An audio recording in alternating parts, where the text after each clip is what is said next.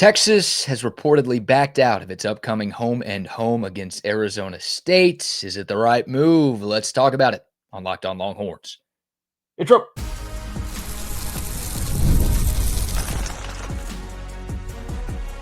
You are Locked On Longhorns, your daily podcast on the Texas Longhorns. Part of the Locked On Podcast Network, your team every day.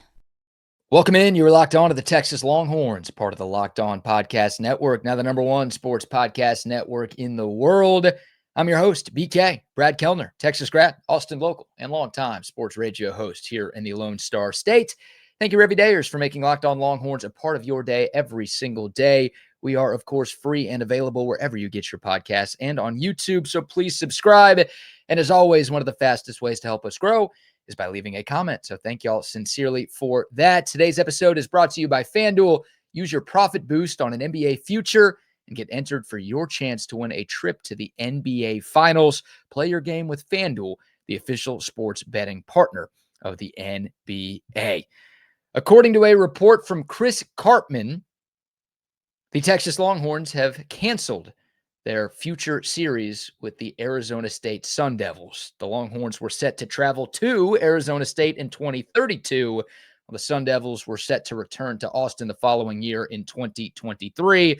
That series is no mas, and as of right now, Texas has yet to announce a replacement matchup. Meanwhile, Arizona State came out earlier today and said that they will be playing a home-and-home against Stanford in 2031 and 2032.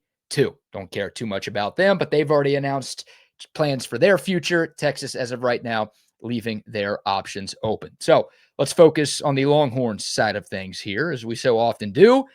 Is this the right move for Texas? Yeah, absolutely. The Longhorns should absolutely be giving themselves some flexibility. I hope they don't announce a replacement candidate for a long time. You know why?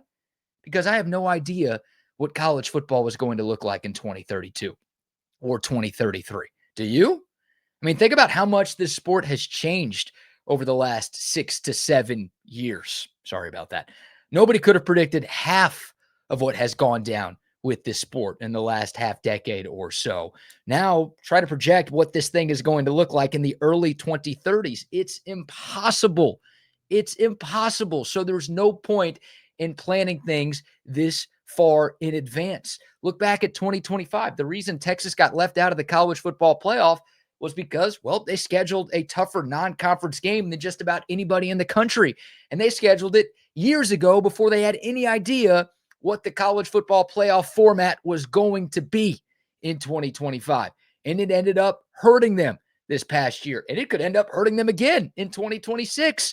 But by the time we get to the 2030s, who knows? The playoff could be at 24, could be at 32, could be at 64. Hell, Texas and Arizona State might be in the same conference at that point. We might not even have conferences then. There could be a commissioner in college football.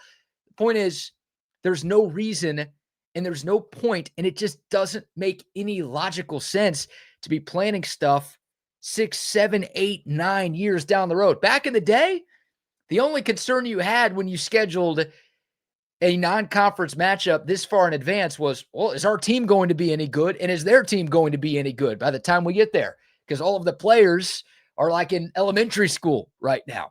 But again, with the ever-changing landscape of college football, with nobody knowing what exactly is going to happen next, giving yourself some flexibility and not locking yourself into something that's going to come back and bite you in the rear end a long time down the line, it's the right thing to do.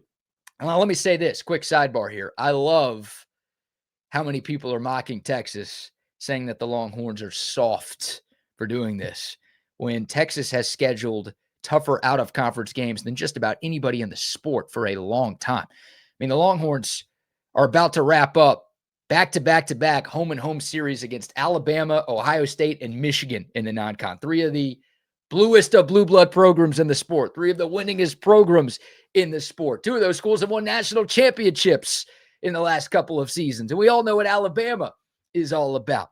So the notion that Texas is shying away from competition absolutely cracks me up. Don't be throwing stones if you live in a glass house, seeing some SEC fan bases taking shots at Texas for this. And it's like, do y'all know who you play? Sorry, we don't play Mercer every single year or anybody like that. So I do get a kick out of everyone saying that, oh, Texas is soft. They're scared. They're backing out of this, whatever. Texas could end up replacing Arizona State with somebody better than Arizona State, by the way.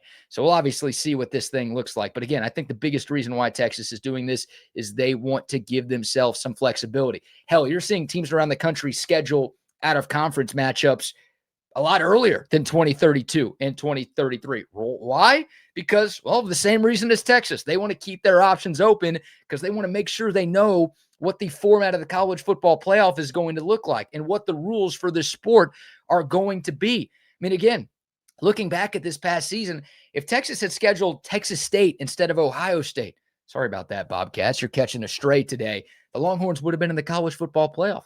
Texas knows that. And it's not just Texas that knows that. It's other teams around the country that saw what happened. And they're like, and we don't want that to happen to us. So there are a lot of teams out there who would rather go up against Glass Joe instead of Iron Mike. And with the way the format is right now, it's hard to argue too much against that strategy. But again, they have no idea what it's going to look like. I mean, if you're getting to 2032 and 2033, if you've got a 24 team or 32 team playoff, then you shouldn't be complaining about a tough non-conference game because you'll be able to lose that at a couple of others and still have a chance to compete for a national championship at the end of the year. So this isn't the old days where you knew what was going to happen a decade from now. College football has changed more in the last 5 years than it did in the previous 50. So I'm perfectly fine with Texas doing this. Of course, to everybody calling Texas soft, don't forget the Longhorns said that they are going to honor the return trips from Ohio State and Michigan. But Steve Sarkisian back in December told us that anything beyond that is up for discussion. The Longhorns, as of right now, have a home-and-home series set up with Notre Dame, where Texas will go to South Bend in 2028, and the Irish will return to Austin in 2029. We will see if that stays on the schedule. I don't know how many teams are interested in helping out Notre Dame, considering all of the under-the-table deals that they're making with the college football playoff and all the preferential treatment that they've been getting really throughout the history of this entire sport, but especially now with some of the changes that were announced earlier this offseason. I don't know if it benefits Texas a whole lot. Again, 14 playoff, BCS days, you needed tough out-of-conference games to bolster your resume. Right? Texas wouldn't have made the CFP in 2023 if they didn't have that huge out-of-conference road win in Tuscaloosa. That got them in over a few other teams. But nowadays, it does more harm than good. And again, without knowing what things are going to look like in this sport 6-7 years down the line, it just doesn't feel smart to lock yourself into something that you're going to regret down the road. Earlier this month, Chris Del Conte at the Texas Athletics Town Hall event said that, basically asked this fan base, quote, do you guys really want nice, good games in DKR? We could play 3 cream puffs and then we play an SEC schedule. But if the playoff is going to expand, which I prefer it does, you want to then have great games and value those great games as long as we have an opportunity to get into the postseason, end quote. So that's Chris Del Conte a month ago, not even a month ago, saying we want to keep scheduling the big dogs in college football, but we want to make sure it's not going to hurt us in terms of competing for a national championship at the end of the year.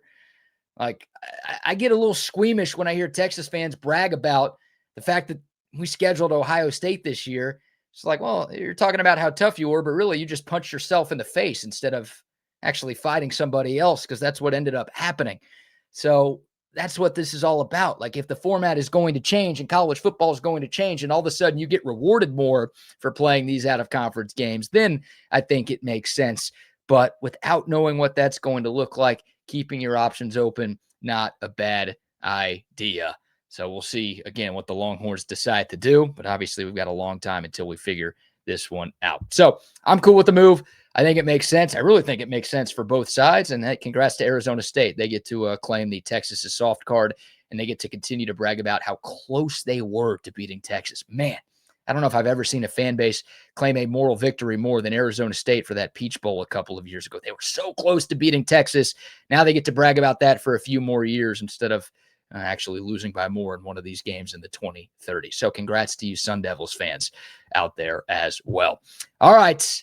That will do it for this episode. Would love to get y'all's thoughts. Do you agree with me? Do you think it's the right move for Texas to keep their options open and pull the plug on this home and home series for the 2030s? Or do you think Texas should have kept this on the schedule? Do you think the Longhorns look soft? Would love to get y'all's thoughts on everything. But that'll do it for this episode. If you made it this far, number one, God bless you. Number two, please remember to like, subscribe, share, leave a comment, rate 5 stars, all of those great things. Can't thank y'all enough for your continued support of Locked On Longhorns. More Longhorn football conversation coming up tomorrow morning, plus a recap of Texas baseball and Texas basketball's Tuesday night games. But that'll do it for this one. Thanks so much for tuning in. Until next time. Uh-oh. Are we working here? There we go. Horns up. Mic's off. We'll see y'all soon. This is Locked On Longhorns. But before we get out of here, a quick word for our friends at FanDuel. Hey, ever want to experience the NBA Finals live and in person? Well, FanDuel is giving you the chance to turn that dream into reality with their NBA sweepstakes. Here's how it works. Use a profit boost on any NBA future, and you'll automatically be entered for a shot to win an NBA Finals trip for 2. That's right. Flights, tickets, the whole experience. FanDuel is taking care of you. So if you're already looking at the board and thinking about which team could make a deep playoff run, now is the perfect time to lock it in. NBA title winner, conference championship winner, whatever. Get your futures bets in, because now not only can your pick net you some cash, but it could also send you to the NBA Finals as well. Visit FanDuel.com to get started. Use your profit boost on an NBA future and get entered for your chance to win a trip to the NBA Finals. Play your game with FanDuel, the official sports betting partner of the NBA.